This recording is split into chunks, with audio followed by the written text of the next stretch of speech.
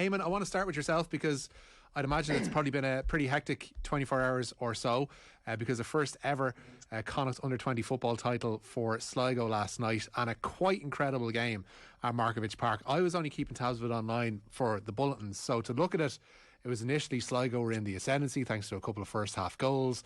Mayo kept chipping away at the scoreboards all throughout the second half, essentially. Sligo down to 14 men, but then buried 5 points in the arrears. And then those late goals from Owen Smith and Jack Lavin won a first ever Connacht title at under 20 level. Just an incredible night for Sligo.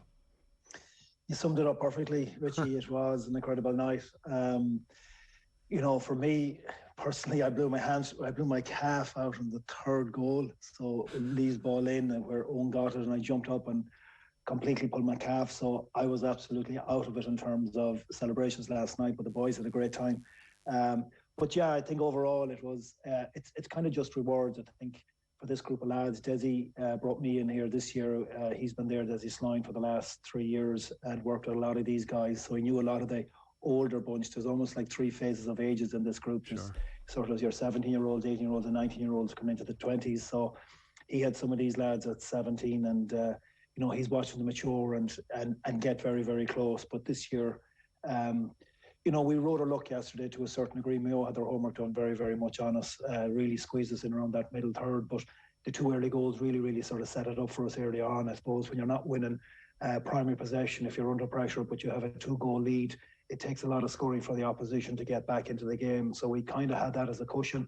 And in the second half, we probably left it behind us a little bit in the dressing room. We talked a little bit more than actually what we did. And I think we just got fortuitous in the end. We just had to hang into the fight. And, the goals, which we knew, obviously looking at Leitrim in the semi-final against Mayo, threw a couple of long balls in. We had talked about that. It wasn't going to be one of our main strategic plans, but we said, sure, listen, put it in there and see what happens. And then we obviously introduced Brian Byrne, from Curry, who caught 2 or 3 great balls in the second half coming near the end, and he just stood in front of the goalkeeper, and thankfully the ball went straight in from Jack. And the scenes were brilliant. I suppose winning a game like that with a kind of a last kick of the game goal is always going to be exciting, but it really didn't go to plan. But the plan was to win, so we'll just take that as it is, Richie. What were the expectations coming into this season for the under-20s?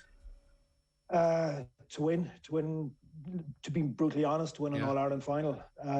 We watched Offaly last year and looked at a lot of their games, and we saw we were a little bit off the whole sort of scene in terms of the under-20s, of their development and everything else, how we approach games. And obviously when I got included this year with the lads, there was no stone left unturned. They got a great team of guys in there, friends of my own, Richard and Fintan Kennedy, Conor Mara, an ex-Sligo footballer, Sean Smith, goalkeeping coach. Obviously Paul Higgins is the coach that has been with Desi down through the years as well, and Desi has a wealth of experience. And we really, really worked on strength and conditioning with King and Bradley, and the two of them worked these lads really, really hard. We got them to a level of fitness, and we just sort of set out each step as it came. We probably knew it was going to be Roscommon. Obviously the first game we identified their key players and sort of tried to nullify that. It's all a learning curve for a lot of these guys, and the habit of winning isn't there. There's a real habit of losing, and there's an understanding how to go and win games. So, we built on that in the Winter League, if you want to call it, or the Spring League, where we got to the final against Westmeath and, got bet by 2 points, but it was a real learning curve, and played some very, very good challenge games. So the self-release started to come, and then slowly but surely we just set out the individual steps. It's 4 steps to an All-Ireland final. We've taken 2, and not to sound bullish or cocky or anything like that, we just sort of said we're capable of winning, because myself and Desi and Con and Fintan, we suffered huge defeats at underage and at senior level with Mayo down to the years, and obviously we were Roscommon and Galway.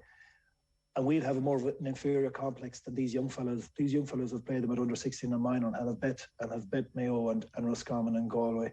So there's no inferior complex there. So our messages had to be a little bit differently. So they believed in themselves. They're in college together. Some of the lads are in freshers playing with some of the Mayo lads in UCD or UL, wherever it might be. So they saw that they're just the same guys. And, it's that having that self-belief in yourself and going for it. And, we always wanted to be competitive, be in the game right up to the bitter end, and the lads showed that massive character today or yesterday, and that's down to a lot of work over the last 3 years, and this year is just the icing on the cake. Finally as well, the emotional aspect of last night too, coming so soon after the tragic passing of Red Oak Murphy, has got to be a huge thing for the players.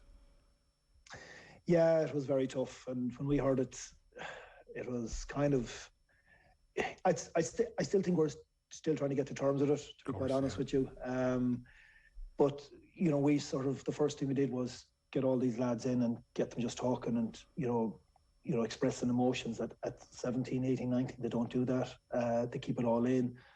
But we had such an honest meeting with particularly a lot of the Curry lads. Brian Byrne, I mentioned, he came on. There's 3 other lads there as well, and from the Curry club, and they would have known him really well. And Burns would have been good friends, but probably best friends with Red Oak. And he talked passionately within the group, and for a guy that's in leaving cert, the way he spoke really, really touched everybody. And it brought us together in one way, but at the same time, there's a reality that football isn't the be all and end all. And I suppose I'm talking about an unfortunate passing. I just, on behalf of the Sligo team, I just want to pass on my condolences to the Galway Camogie player Kate Moran and her family and all her friends. And our thoughts are with them. We're over the moon up here in Sligo. They're going through something tragic down there, but we've had our time there a couple of weeks ago, and it brought everyone together. But there's no doubt about it, Red Oak's legacy will remain, and he's had such an influence for such a young man. He had such an influence on everybody in the county.